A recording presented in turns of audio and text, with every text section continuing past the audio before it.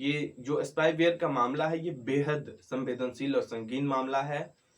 India alliance के जितने भी पार्टी हैं उन सबको एकजुट होकर इसे एक बड़ा मुद्दा बनाना चाहिए और इसके लिए संघर्ष करना चाहिए। चाहे वो क्यों ना अडानी में ही मोदी जी का जान बसता हो तो अडानी पे ही अटैक होनी चाहिए। ये एक बहुत बड़ा प्रश्न है, ये प्राइवेसी से संबंधित प्रश्न है, ये इस देश के नेशनल सिक्योरिटी से जुड़ा हुआ एक बहुत बड़ा प्रश्न है।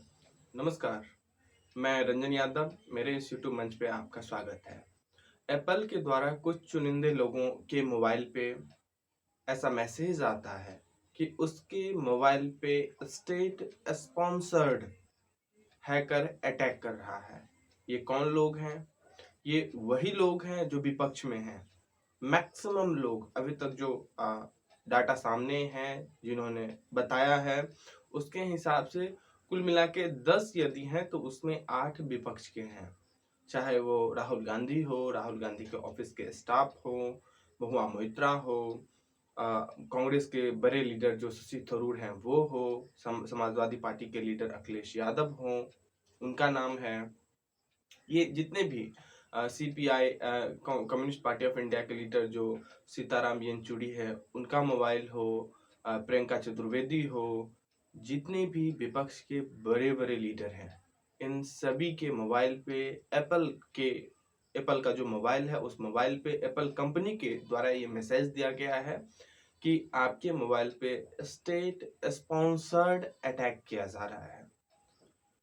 ये कोई नई या पहली मामला नहीं है। इससे पहले भी पेगासस का मामला आया था कि पेगासस नामक स्पाईवेयर जो है वो एप्पल कंपनी जो बड़े लोग जो बड़े पॉलिटिशियन हैं जो अपोजिशन में खासकर हैं उनके मोबाइल में, जो एक्टिविस्ट हैं, जो पत्रकार हैं, जो प्रोफेसर हैं, जो एडवोकेट हैं, जो सीबीआई या आईबी के डायरेक्टर हैं, इन पे सरकार अपनी पैनी नजर रखने के लिए इस स्पाईवेयर को, मैलवेयर को इजराइल से खरीदी है और इस्तेमाल कर रही है। ये मामला तकरीबन 2019 में और 2021 में दोनों वर्ष उठा था। इसकी जांच की पुरजोर मांग भी हुई लेकिन ठंडे बस्ते में डाल दिया गया। सुप्रीम कोर्ट के निर्देश में एक कमेटी का गठन किया गया। उस कमेटी ने जांच की पर सरकार ने सहयोग नहीं किया। उस कमेटी का कहना यही है, सुप्रीम कोर्ट का कहना है, बेसिकली ये सुप्रीम कोर्ट का जजमेंट है कि सरकार ने जांच में सहयोग नहीं किया और वो जांच बंद हो गई। आज फिर वही सिचुएशन नजर आ रहा है कि जिस तरह से एप्पल कंपनी ने, जो एप्पल कंपनी का फोन इस्तेमाल करता है, माना जा रहा है कि एप्पल कंपनी का सबसे बेहतरीन मोबाइल होता है क्योंकि सुरक्षा के दृष्टिकोण से, और आज उस कंपनी को भी भेदने का प्रयास किया जा रहा है, आज उस मोबाइल को भी भेदने का प्रयास किया जा रहा है। और पता नहीं ये कौन लोग हैं, स्टेट स्पॉन्सर्ड ये कौन लोग हैं, ये न हम जानते हैं न आप जानते हैं, कोई नहीं जानता है, पर मने मने सब जानता है कि ये कौन हो सकता है, ये किसकी चाल हो सकती है, ये किसकी जरूरतें हो सकती है। बाकायदा राहुल गांधी ने प्रेस कॉन्फ्रेंस करके इतना तक कहा कि मैं डरने वाला नहीं हूं, यदि सरकार को मेरा फोन चाहिए तो वो मेरा फोन ले सकता है। प्रश्न ये नहीं है कि राहुल गांधी फोन अपना दे देंगे, प्रश्न ये भी नहीं है कि शशि थरूर, महुआ मोइत्रा, अखिलेश यादव या बाकी जो और भी विपक्ष के नेता हैं वो अपना मोबाइल दे देंगे तो क्या समस्या का समाधान हो जाएगा? जी बिल्कुल नहीं। आप एक ऐसे समाज में रह रहे हैं जहां आपको चाइना और रशिया की तरह आपको डिक्टेटर के अंदर रहना पड़ेगा और वो आपको आपकी हर गतिविधि को कंट्रोल करेगा। ये स्पाईवेयर का जो मामला सामने अभी आया है, जो एप्पल कंपनी के द्वारा जो इंफॉर्मेशन दी गई है अपने मोबाइल पे, जो उसके बड़े यूजर है उसमें उन्होंने कहा है कि आप जो हैं इस वजह से आप पे अटैक किया जा रहा है। मतलब आप यदि सरकार का विरोध कर रहे हैं, सरकार की नीतियों का विरोध कर रहे हैं, आप विपक्ष में हैं, तो आप पे सरकार की पैनी नजर होगी। लोकतंत्र में आपकी अभिव्यक्ति की आजादी या बाकी जो और भी स्वतंत्रताएं हैं उसको अब कुचलने का पूरा कोशिश कर लिया गया है, पूरी तैयारी कर ली गई है। सरकार की तरफ से पहले रविशंकर प्रसाद ने प्रेस कॉन्फ्रेंस किया, उसके बाद अश्विनी वैष्णव ने प्रेस कॉन्फ्रेंस किया। वैसे रविशंकर प्रसाद तो सिरे से ही खारिज कर दिया कि विपक्ष के पास कोई मुद्दा नहीं है, इस वजह से विपक्ष इस छोटी सी मैसेज को लेकर के मतलब घमासान किए हुआ है, ये वैसे आ सकती है क्योंकि बड़ी इशू नहीं है। पर मैं बता दूं, ये मैसेज जो है वैसे नहीं आता है। एप्पल जो इतनी महंगी और कीमती मोबाइल बेचता है, उसके पास इस तरह की एल्गोरिदम होती है कि यदि उसके मोबाइल पे कोई अटैक करता है तो वो मैसेज ऑटोमेटिक जनरेट हो जाती है, और उसकी जो क्वालिटी होती है, जो अटैक करने वाले की क्वालिटी होती है, उसको भी वो रैंक कर लेता है। कुल मिला के यदि आसान भाषा में कहें तो जो मैसेज अभी आया है इन जो बड़े विपक्षी नेता हैं इनके मोबाइल पे, ये पहली बात तो मैन्युअली जनरेटेड मैसेज नहीं है। इसका मतलब है कि ये ऑटोमेटिक मशीन लर्निंग के द्वारा जो उसका डेटाबेस है वो तैयार किया है। दूसरी बात कि ये इसमें ये भी हो सकता था कि कोई पर्सनली इंडिविजुअल जो हैकर है वो अटैक कर रहा है, पर उस मैसेज में था कि स्टेट स्पॉन्सर्ड जो आ, कुछ लोग हैं जो अटैक कर रहे हैं। इसका बेसिक सा मतलब है कि ये जो अटैक किया जा रहा है, जो अटैक करने की क्वालिटी है, ये बहुत हाई क्वालिटी की है, और उसमें बहुत धन की आवश्यकता होती है जो स्टेट के बिना, विदाउट स्पेस स्टेट वो अटैक नहीं हो सकता है। मतलब कुल मिला के सरकार की इसमें इन्वॉल्वमेंट है। मिसाल के तौर पे एक उदाहरण मैं पेश करना चाहूंगा। जिस वक्त पेगासस का मामला सामने आया था, बहुत सारे लोगों के मोबाइल में पेगासस था, बहुत सारे एडवोकेट या जज जो थे उनके भी मोबाइल में था, पत्रकार के मोबाइल में था, विपक्षी जो नेता है उनके मोबाइल में था। तो पेगासस के मामले में, पेगासस का मामला जब आया था उस वक्त पेगासस ने कहा था कि हम किसी और लोगों को ये अपना सॉफ्टवेयर नहीं देते हैं, हम सिर्फ स्टेट को ही देते हैं। जाहिर सी बात है कि स्टेट को खरीदना पड़ता है। स्टेट बड़े बड़े जो आतंकवादी संगठन होते हैं, जो टेररिस्ट होते हैं, जो गुंडा मवाली होते हैं, जो डॉन वगैरह होते हैं, उन सबको पकड़ने के लिए सरकार को इस तरह की नीतियों का सहारा लेना पड़ता है, इस तरह के एप्स का या सॉफ्टवेयर का सहारा लेना पड़ता है। पर सरकार यदि उसका इस्तेमाल अपने विपक्षी को ही मतलब नस्तनाबूद करने के लिए इस्तेमाल करना लगे, तो समझिए एक लोकतंत्र किस लेवल पे पहुंच चुका है। कुल मिला के सरकार चाहती है कि 2024 का जो लोकसभा चुनाव हो, उसमें जो मेरे विपक्षी खेमे के जो लोग हैं उसको किसी भी तरह से छोड़ा ना जाए, क्योंकि वो भी जान रहे हैं, मोदी हो, अमित शाह हो या बीजेपी के जो लोग हैं वो भी समझ रहे हैं कि जनता में आक्रोश का लेवल जो है अब नाक से ऊपर चला गया है। तो नॉर्मली यदि चुनाव लड़ा जाए तो वो नॉर्मली अब हम चुनाव जीत नहीं पाएंगे। तो चुनाव जीतने के लिए जो भी कीमत चुकानी पड़े, जो भी हथकंडे अपनाने पड़े, वो अपनाना चाहिए। क्योंकि आप देख रहे हैं कि जिस प्रकार से महुआ मोइत्रा को फंसाया गया है एक षड्यंत्र करके। मैं क्यों कह रहा हूँ फंसाया गया है, इसका सीधा सा मतलब है कि पहली बात तो निशिकांत दुबे जो एमपी हैं, मेंबर ऑफ पार्लियामेंट हैं, उन्होंने कहा कि महुआ मोइत्रा दर्शन हीरानंदानी से पैसा लेकर के अडानी के अगेंस्ट में सवाल पूछा। फिर कुछ देर के बाद दर्शन हीरानंदानी का एफिडेविट आ जाता है और उन्होंने वो खुद कहते हैं कि हाँ बिल्कुल हमने पैसा दिया है, महुआ मोइत्रा को गिफ्ट भी हमने दी है, कुछ कॉस्मेटिक आइटम भी हमने दिया है, और मेरे कहने पे मेरे द्वारा फ्रेम किए गए क्वेश्चन जो है महुआ मोइत्रा वो अडानी से पार्लियामेंट में सवाल पूछी है। ये नेचुरल लॉ के अगेंस्ट है कि जो उस पे आरोप है वही एविडेंस बन जाता है। ये कैसे हो सकता है? दूसरा मिसाल आप देख लीजिए कि आम आदमी पार्टी को जिस तरह से घेरने का प्रयास किया जा रहा है वो बेहद मतलब अप्रासंगिक है।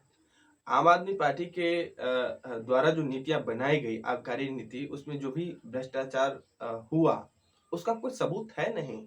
अभी तक उनके 3 बड़े नेता पकड़े जा चुके हैं, सत्येंद्र जैन हो, मनीष सिसोदिया हो, संजय सिंह हो, और अब आम आदमी पार्टी के जो राष्ट्रीय अध्यक्ष अरविंद केजरीवाल दिल्ली के मुख्यमंत्री हैं, उन्हें भी 2 तारीख को समन किया गया है, 2 नवंबर को, कि वो भी ईडी के दफ्तर में आए, उनसे भी कुछ पूछताछ होगी, हो सकता है उन्हें भी गिरफ्तार किया जाए। मैं ऐसा इसलिए कह रहा हूँ क्योंकि महुआ मोइत्रा हो, आम आदमी पार्टी के जो बड़े-बड़े दिग्गज नेता हो सकता है कि ये भी आईफ़ोन इस्तेमाल करते हो, इनके फ़ोन में भी इसी तरह की कोई सॉफ्टवेयर, मैलवेयर डाल दिया गया हो और ये जो भी कुछ करते हैं, इनकी सारी जानकारी बीजेपी के पास पहुँच रही है और उसी बेसिस पे, उसी को आधार बना करके बैकडोर से वो सारे विपक्ष को खत्म करने का प्रयास कर रही है। अभी जो हाल फिलहाल में सुप्रीम कोर्ट में चुनावी बॉन्ड का इशू आया था, मैं सारी चीजें बता रहा हूँ, हम सबको जोड़ के दिखाएंगे कि कैसे सारा एक दूसरे से लिंकेज है। चुनावी बॉन्ड का मामला कल कोर्ट में आया और सुप्रीम कोर्ट के चीफ जस्टिस जो है डीवाई चंद्रचूड़ के खंडपीठ में इसकी सुनवाई हुई और जो जनहित याचिका करता थे, जो कॉमन आदमी थे, जो इस पे चाह रहे थे कि सुनवाई हो और जो चुनावी बॉन्ड के माध्यम से पार्टी को फंडिंग मिलती है, पैसा मिलता है, उसमें पारदर्शिता बनी रहे। उसमें आज के डेट में जो 2017 में कानून बना और 2018 से इम्प्लीमेंट है, अरुण जेटली के कार्यकाल में वो कानून बना था। आज के डेट में 90% के करीब में बीजेपी को चुनावी बॉन्ड के माध्यम से पैसा मिल रही है। तो 10 जो प्रतिशत है, उस 10% में आप देख रहे हैं इस देश में 350-400 के करीब में पार्टियां हैं, बड़े पार्टी, छोटे पार्टी, और 90% जब एक पार्टी को ही चुनावी बॉन्ड मिल जाती है, चुनावी बॉन्ड के माध्यम से जो चंदा होता है, पैसा होता है, वो मिल जाता है, तो उस 10% में कांग्रेस और बाकी जितने भी विपक्षी पार्टियां हैं, 350 के करीब में, उसको चंदा मिलती है। तो आखिर जो पॉलिटिकल पार्टी है वो सरवाइव कैसे करे, उसके सामने ये एक बहुत बड़ी आज के डेट में संकट है। इससे पहले इस तरह की संकट नहीं थी। आज ये सबसे बड़ी संकट है कि वो सरवाइव कैसे करे, और सरवाइव करने के लिए यदि कोई गलत कदम उठाता है, वो उसकी मजबूरी है, क्योंकि कैसे वो सरवाइव कैसे करे। सरवाइव करने के लिए कुछ देर के लिए यदि हम मान भी लेते हैं कि आम आदमी पार्टी ने आबकारी नीति में कुछ फेरबदल किया, कुछ इरेगुलरिटीज उसमें हुई, अनियमितताएं हुई, तो इसमें एट द एंड गलती किसका है? वो क्या करे आखिर? अपने आप को सरवाइव नहीं करे, एक्सप्लोर नहीं करे, अपना विस्तार नहीं करे, और इसके लिए वो कहाँ से पैसा ले? चुनावी बॉन्ड उसको मिलती नहीं है, वो किसी जो मद है कहीं भ्रष्टाचार नहीं कर सकता है, तो वो कहाँ से अपने आप को एक्सप्लोर करे? तो कुल मिला के सरकार की जो नीतियां हैं, जो खामियां हैं, उसको बनाया ही इस तरह से गया है कि सारा बॉन्ड मेरे पास आएगा और बाकी जो और पार्टियां हैं उसको चंदे के अभाव में ही हम मार देंगे, मतलब भूखे मार देंगे। और यदि ऐसा नहीं होता है, यदि वो वैकल्पिक रास्ता का विकल्प चुनता है, तो उसको फिर उस रास्ते पे ट्रैक करके वहां उसको खत्म करने का प्रयास किया जाएगा। राहुल गांधी ने अपने प्रेस कॉन्फ्रेंस में बकायदा कहा कि जो नरेंद्र मोदी है, इतने इश्यूज हैं, बावजूद इसको उनकी सरकार इतने स्टेबल है, ये बहुत ही आश्चर्य की बात है।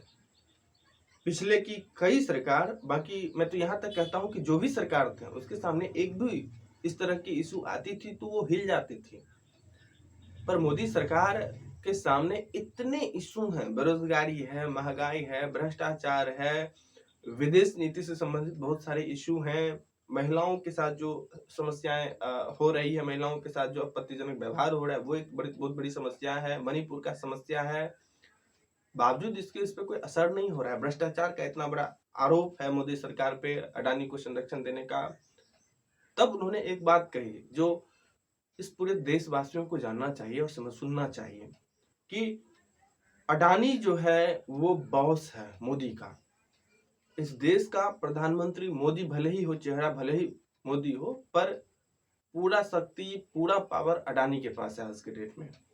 नंबर 1 पे उन्होंने कहा कि अडानी है, 2 पे मोदी है और नंबर 3 पे अमित शाह है।